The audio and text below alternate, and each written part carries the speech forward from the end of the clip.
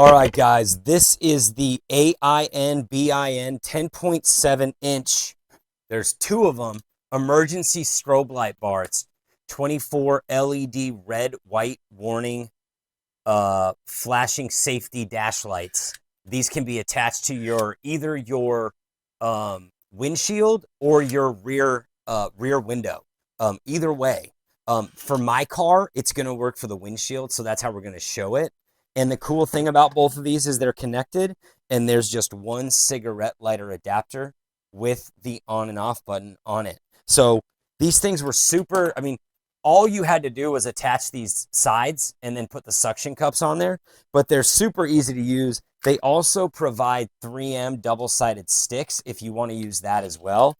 I wanted to use the suction cups because I wanted to be able to put them up or take them down. So I'm going to jump to my car and show you how these are installed. All right, guys, so I've gone ahead and installed them on the car. You can see they're on the inside there, but they're suction cup to the front. And they're there on both sides. And I'm just going to run them for you and show you how easy it is to work. So obviously you could take some time and move these cables to make sure they're not in your line of sight while you're driving. I just wanted to get these installed real quick so you guys could just see how simple and easy they are to use. So they connect together all the way down to this cigarette adapter. So all you do is you just turn that on, and now we've got our emergency lights. Not only that, but I'm going to show you a couple different settings. So, in fact, you know what? You can just kind of see right here.